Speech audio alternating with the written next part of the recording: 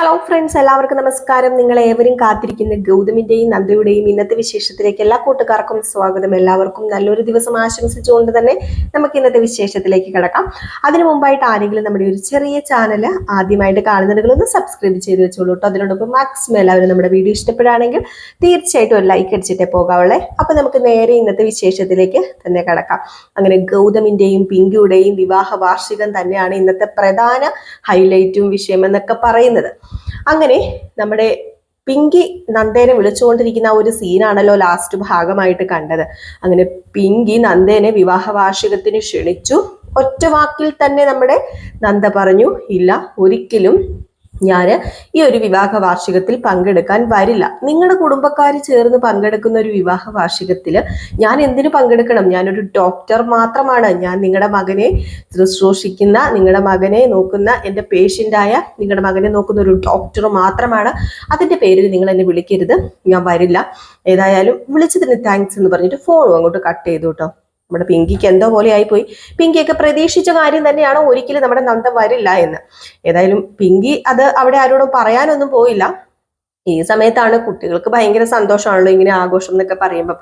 നമ്മുടെ നന്ദുമോനാണെങ്കിൽ നേരെ ഗൗരീനെ വിളിക്കുക. ഹലോ ഗൗരി, അതെ, നാളെ നമ്മൾ തമ്മിൽ കാണൂട്ടോ. അപ്പം ഗൗരിമോള് ചോദിച്ചു, അതാണോ നിന്റെ സ്വരത്തിന് ഇത്ര വലിയ സന്തോഷം? ആ, അതാ ഗൗരിമോളെ എനിക്ക് സന്തോഷം. അല്ല, നാളെ എങ്ങനെ കാണും? ഒന്നെങ്കിൽ ഞാൻ അങ്ങോട്ടേക്ക് വരണം, അല്ലെങ്കിൽ നന്ദുമോൻ ഇങ്ങോട്ടേക്ക് വരണം.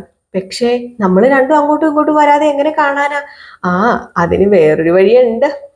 നാളെ എൻ്റെ പപ്പാടെയും അമ്മയുടെയും വെഡിങ് ആനിവേഴ്സറിയാ. അപ്പം ഗൗരി ഇങ്ങോട്ടേക്ക് വരുന്നുണ്ടല്ലോ, അതെങ്ങനെ ശരിയാകും നന്ദു? വിളിക്കാത്ത വെഡിങ് ആനിവേഴ്സറിക്ക് ഞങ്ങൾ വരുമോ? ആരും പറഞ്ഞു വിളിച്ചില്ല എന്ന്. എൻ്റെ അമ്മ ഗൗരിയുടെ അമ്മേനെ വിളിച്ചു, അതുപോലെ തന്നെ എൻ്റെ പപ്പയും വിളിക്കും. അപ്പൊ പിന്നെ ഗൗരിയുടെ അമ്മ ഇങ്ങോട്ടേക്ക് വരുമല്ലോ എന്നിങ്ങനെ പറയാണ്. അപ്പൊ ഇത് കേട്ട് കഴിഞ്ഞപ്പോഴത്തേക്കും ഗൗരിമോള് പറഞ്ഞു, ആ ശരിയാണല്ലോ, ആ അമ്മേനെ വിളിച്ചെങ്കിൽ ഞാൻ ഉറപ്പായിട്ട് വരും. അല്ല, ഞാൻ എന്ത് ഗിഫ്റ്റാ നിനക്ക് കൊണ്ടുപോയി തരേണ്ടത്?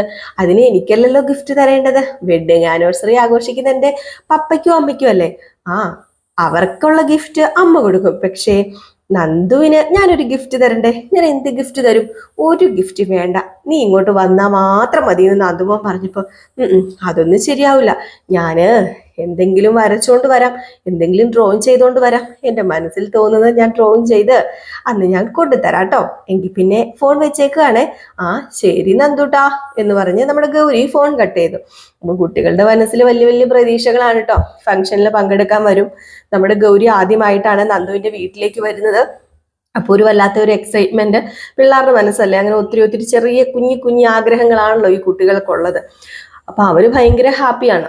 അപ്പൊ ഈ ഒരു സമയത്താണ് കേട്ടോ നമ്മുടെ ഗൗതമിന്റെ അടുത്തേക്ക് പിങ്കി ചെന്ന് ഈ ഒരു കാര്യം പറയുന്നത്. വേറൊന്നുമല്ല, നന്ദ വരില്ല ഗൗതം. അപ്പൊ നന്ദ വന്നില്ലെങ്കിൽ ഓക്കെ, വരണ്ട എന്നുള്ള രീതിയിൽ നമ്മുടെ ഗൗതം സംസാരിക്കുക. കാരണം ഗൗതമിന് അറിയാം നന്ദ വരില്ല എന്നുള്ള സത്യം. കാരണം നന്ദ അങ്ങനെ വരുന്ന ടൈപ്പ് അല്ല. നന്ദ ഒരു സ്ഥലത്തും അങ്ങനെ വില കളയില്ല. തന്റെ അഭിമാനം വിറ്റുകൊണ്ട് ഒരിക്കലും നന്ദ ഈ ഒരു പ്രവൃത്തിയൊന്നും ചെയ്യാൻ നിൽക്കില്ലെന്ന് ഗൗതമിന് നന്നായിട്ട് അറിയാം. ഈ സമയത്ത് നമ്മുടെ ലക്ഷ്മി വരികയാണ്. അപ്പൊ ലക്ഷ്മി വന്നിട്ട് ഏതായാലും ഫംഗ്ഷൻ നല്ല രീതിയിൽ തന്നെ നടത്തണം, എല്ലാവരും വേണം, അടിപൊളിയാക്കണം, പായസം വെക്കണം, 3 കൂട്ടം പായസം വെക്കണം, അതുപോലെ തന്നെ കേക്ക്, അത് വലിയൊരു കേക്ക് തന്നെ മേടിക്കണം. എല്ലാം നല്ല ഗംഭീരമായിട്ട് തന്നെ നടക്കണം. അല്ല, നന്ദ വരില്ലേ എന്നിങ്ങനെ എടുത്ത് ചോദിച്ചപ്പോഴത്തേക്കും ഗൗതം പറഞ്ഞു, നിങ്ങൾ എപ്പോഴും എന്തിനീ നന്ദ വരില്ലേ നന്ദ വരില്ലേ നന്ദ വരില്ലേ എന്ന് ചോദിക്കുന്നത്? അല്ല, അമ്മയ്ക്ക് അത്രയ്ക്ക് കൊതിയാണോ നന്ദേനെ കാണാന്? ആ ഒരുമ്പെട്ടവളെ കാണാൻ എനിക്ക് കൊതിയോ? എനിക്ക് അവളെ കാണാനുള്ള കൊതി കൊണ്ടൊന്നും അല്ല. അവൾ ഇവിടെ വരണം, ഇവിടെ വന്ന് അവൾ ഇതൊക്കെ ഒന്ന് നേരിൽ കാണണം. അപ്പൊ ഇത് കേട്ടപ്പോഴത്തേക്ക് ഗൗതം പറഞ്ഞു, അല്ല അമ്മ എന്താ മനസ്സിൽ വിചാരിക്കുന്നത്? അപ്പം അവളെ കാണിക്കുവാനുള്ള ഒരു പ്രഹസനമാണോ ഇത്? അവളെ കാണിക്കുവാൻ വേണ്ടി മാത്രമാണോ നമ്മൾ ഇതൊക്കെ ചെയ്യുന്നത്? എന്താ അമ്മ വിചാരിച്ചിരിക്കുന്നത്? അവളെ കണ്ടു കഴിയുമ്പോഴത്തേക്കും ഞാൻ അവളുടെ പുറകെ പോകുമെന്നോ? അതുകൊണ്ടാണോ അമ്മ ഇതൊക്കെ ചെയ്യുന്നത്? നിങ്ങൾ രണ്ടുപേരും കൂടെ ചേർന്ന് ഇതൊക്കെ ചെയ്യുന്നതെന്ന് പിങ്കിയോടും കൂടി ചേർത്ത് ഇങ്ങനെ ചോദിച്ചപ്പോൾ പിങ്കി പറഞ്ഞു, ഗൗതം നിർത്തുന്നുണ്ടോ? ഒരിക്കലും എനിക്കതിന്റെ ആവശ്യമൊന്നുമില്ല. ഞങ്ങൾ ഒരിക്കലും അങ്ങനെ ഉദ്ദേശിച്ചിട്ടൊന്നും അല്ല ഈ ഒരു ഫംഗ്ഷൻ വെച്ചത്. ഞാൻ പറഞ്ഞല്ലോ, ഞാനേ ഈ ഫംഗ്ഷൻ വെച്ചിട്ടില്ല, എനിക്ക് ഇതിനോട് വലിയ താല്പര്യമൊന്നും ഇല്ലായിരുന്നു. പിന്നെ എല്ലാവരും പറഞ്ഞപ്പോൾ ഞാനങ്ങ് സമ്മതിച്ചതാ. ആരെയും കാട്ടി എല്ലാവരെയും കാട്ടി കെട്ടി ഒരുങ്ങി നിന്ന് എനിക്കതിന്റെ ആവശ്യമില്ല എന്നൊക്കെ ഇങ്ങനെ പറയാണ്. അപ്പോഴത്തേക്കും നന്ദുമോൻ വന്നിട്ട്, അതെ, എപ്പോഴാ ഗൗരിമോള് വരുന്നത്? ഗൗരിമോളുടെ അമ്മയും എപ്പോഴാ വരുന്നത്? ഞാൻ അവരെ വെയിറ്റ് ചെയ്തിരിക്കുക എന്നിങ്ങനെ പറഞ്ഞപ്പോഴത്തേക്കും നമ്മുടെ പിങ്കി പറഞ്ഞു, അത് പിന്നെ വരും വരും അവര് വരും, ഉറപ്പായിട്ടും വരും എന്ന് പറഞ്ഞു. അപ്പം ഗൗതം ഒന്ന് മുഖത്തേക്ക് നോക്കുകയാണ് നമ്മുടെ പിങ്കിയുടെ. എന്തിനാ വെറുതെ ഇത് പറയും വരും വരും എന്ന് പറഞ്ഞ് കുട്ടീനെ പറ്റിക്കേണ്ട കാര്യമില്ലല്ലോ. അപ്പൊ അതുകൊണ്ടാണ് ഗൗതം നമ്മുടെ പിങ്കിയുടെ മുഖത്തേക്ക് നോക്കിയത്. അപ്പം കുട്ടി ഈ വരും എന്ന ആ ഒരു പ്രതീക്ഷയോട് കൂടി അങ്ങ് പോയപ്പോഴത്തേക്കും ഗൗതം പറഞ്ഞു, പിങ്കി എന്തിനാ വെറുതെ നീ കുട്ടിയെ ഇങ്ങനെ പറഞ്ഞു പറ്റിക്കുന്നത്? അവനിങ്ങനെ ആശ കൊടുക്കേണ്ട കാര്യമുണ്ടോ? അല്ല, അവനോട് ഇപ്പം ഞാനിത് പറഞ്ഞു കഴിഞ്ഞിട്ടുണ്ടെങ്കിൽ അവന്റെ സ്വഭാവം അറിയില്ലേ ഗൗതമിന് എന്നെക്കാൾ കൂടുതലും അവന്റെ സ്വഭാവം ഒരു അച്ഛൻ എന്ന നിലയിൽ ഗൗതമിനല്ലേ അറിയാവുന്നത്. എന്തിനാ വെറുതെ അവനെ ഇപ്പോഴേ സങ്കടപ്പെടുത്തുന്നത്? അവന്റെ സങ്കടം കാണാൻ എനിക്ക് പറ്റില്ല. അവൻ ഒരുപാട് ആഗ്രഹിക്കുന്നുണ്ട് ഗൗരിമോള് വരാന്. പക്ഷേ ഗൗരി വരികയുമില്ല. എന്താ എനിക്കറിയില്ല ഇനി ഇപ്പൊ എന്താ ചെയ്യേണ്ടത്. അപ്പോഴത്തേക്കാണ് നമ്മുടെ ലക്ഷ്മി പറഞ്ഞു, എങ്കിൽ ഒരു കാര്യം ചെയ്യാം ഗൗതം, നീ ഫോൺ വിളിക്കുക, അല്ലെങ്കിൽ നീ ചെന്ന് വിളിക്കുക. പിന്നെ ഞാൻ വിളിക്കാനേ, എന്തിന് ഞാൻ വിളിക്കണം? അതിന്റെ ആവശ്യമൊന്നുമില്ല. ഇവിടെ നിന്ന് ഒരാൾ വിളിച്ചല്ലോ, വരുന്നവര് ആര് വിളിച്ചാലും വരും, വരാത്തവര് എത്ര പേര് വിളിച്ചാലും വരില്ല. ഇനി ഇതിന്റെ കാര്യം പറഞ്ഞ് എന്റെ പുറകെ വരരുതെന്ന് പറഞ്ഞുകൊണ്ട് ഗൗതം അങ്ങ് പോവുകയാണ് കേട്ടോ. ഇതേ സമയമാണ് നമ്മുടെ ഗൗരിമോള് വലിയ പ്രതീക്ഷയോട് കൂടി ഇരിക്കുകയാണ് കേട്ടോ. ഇപ്പം പപ്പ വരും, ഗൗതമിന്റെ പപ്പ വിളിക്കാൻ വരും, ഇപ്പം വിളിക്കാൻ വരുന്ന ഒരു പ്രതീക്ഷയുണ്ട് കുട്ടിക്ക്. ഇതിനിടയിൽ നമ്മുടെ പവിത്രയാണെങ്കിൽ അതിലെ ബലൂണൊക്കെ വീർപ്പിച്ച് നടക്കുന്നത് കണ്ടപ്പോഴത്തേക്ക് ലക്ഷ്മി പറഞ്ഞു, എന്താ പവിത്ര, നിനക്ക് ഒരു ബുദ്ധിമുട്ടും ഇല്ല ഈ ശ്വാസമൊക്കെ എടുക്കുമ്പം? സാധാരണ പ്രഗ്നന്റ് ആയ സ്ത്രീകൾക്ക് പല ബുദ്ധിമുട്ടുകളും ക്ഷീണങ്ങളും ഉണ്ടാവുമല്ലോ, നിന്നെ കണ്ടിട്ട് ഇതൊന്നും തോന്നുന്നില്ലല്ലോ എന്നിങ്ങനെ പവിത്രയോട് പറഞ്ഞപ്പോ പവിത്ര, അത് പിന്നെ ഞാനേ ഗർഭിണിയാണെന്നുള്ള കാര്യം പെട്ടെന്നങ്ങ് മറന്നുപോയി. അല്ലെങ്കിലും അത് ഓർക്കാൻ മാത്രം ആരും എന്നെ ശ്രദ്ധിക്കുന്നില്ലല്ലോ. ആര് പറഞ്ഞു നിന്നെ ആരും ശ്രദ്ധിക്കുന്നില്ലെന്ന്? എടി, രാവിലെ 2 ഏത്തപ്പഴവും 2 മുട്ടയും നിന്റെ അമ്മായിയമ്മ നിനക്ക് പുഴുങ്ങി തരുന്നത് ഞാൻ കണ്ടതാണല്ലോ. അതൊന്നും ശ്രദ്ധയല്ലേ? ഓ, അത് ഞാൻ വെറുതെ ഒരു തമാശ പറഞ്ഞതല്ലേ എന്ന് പറഞ്ഞ് പവിത്ര അങ്ങ് വിഷയം മാറ്റിവിടാണ്. അപ്പൊ നമ്മുടെ ലക്ഷ്മി പറഞ്ഞു, എടി, ഗർഭിണിയാണെങ്കിലേ നീ സൂക്ഷിച്ചും കണ്ടുമൊക്കെ നടക്കണം. ഗർഭിണികൾക്ക് ആദ്യ 3-4 മാസങ്ങളിൽ ശ്രദ്ധിക്കേണ്ട കുറച്ച് കാര്യങ്ങളുണ്ട്. അതൊക്കെ ഡോക്ടർ നിനക്ക് പറഞ്ഞു തന്നായിരുന്നോ? പറഞ്ഞു തന്നായിരുന്നു. അതുകൊണ്ട് ഈ ബലൂൺ ഒന്ന് ശ്വാസം എടുത്ത് വലിക്കാൻ പാടില്ല. ആദ്യം ശ്രദ്ധിക്കേണ്ട കാര്യങ്ങൾ ശ്രദ്ധിക്കാൻ നോക്ക്, അത് കഴിഞ്ഞിട്ട് മതി എന്ന് പറഞ്ഞപ്പം ശരി ശരി എന്ന് പറഞ്ഞങ്ങ് പോവാണ് കേട്ടോ. ഏതായാലും ഗർഭമില്ലാത്ത നമ്മുടെ പവിത്രയ്ക്ക് ഗർഭമുണ്ടെന്ന് പറഞ്ഞുകൊണ്ട് അഭിനയിക്കുകയാണല്ലോ. ഏതായാലും ഇവർക്ക് അറിയത്തുമില്ല. നമ്മുടെ മോഹിനിയാണെങ്കിൽ നിലത്തൊന്നും അല്ല താനും. ഇപ്പം കുഞ്ഞുണ്ടാകും, ആൺകുഞ്ഞുണ്ടാകാൻ വേണ്ടിയതേ ഏതോ ഒരു വലിയ മലമാണ്ടെ പോയി അമ്പലത്തിൽ പോയി പ്രദക്ഷിണം വെച്ചുകൊണ്ട് ശയന പ്രദക്ഷിണം വെച്ചുകൊണ്ട് നടക്കുകയാണല്ലോ മോഹിനി. അപ്പൊ ഇതേ സമയത്താണ് ഫംഗ്ഷന്റെ കാര്യങ്ങളും എല്ലാം സെറ്റക്കിപ്പായി കേക്കൊക്കെ കൊണ്ടുവന്നത്. അപ്പൊ കേക്ക് കൊണ്ടുവന്ന ഉടനെ തന്നെ നമ്മുടെ മഹേശ്വരൻ പറഞ്ഞു, മഹി പറഞ്ഞു, ഒരു കാര്യം ചെയ്യും ലക്ഷ്മി, കേക്ക് എടുത്ത് ഫ്രിഡ്ജിനകത്ത് വെക്കാതെ മെൽറ്റ് ആയി പോകുന്ന പറഞ്ഞപ്പോ അതൊക്കെ ഞാൻ എപ്പോഴേ ചെയ്തു എന്ന് പറഞ്ഞു. അപ്പൊ ഈ കുട്ടി വരികയാണ്. കുട്ടി വന്നിട്ട്, അതേ മുത്തശ്ശി, പായസം ഉണ്ടോ മുത്തശ്ശി?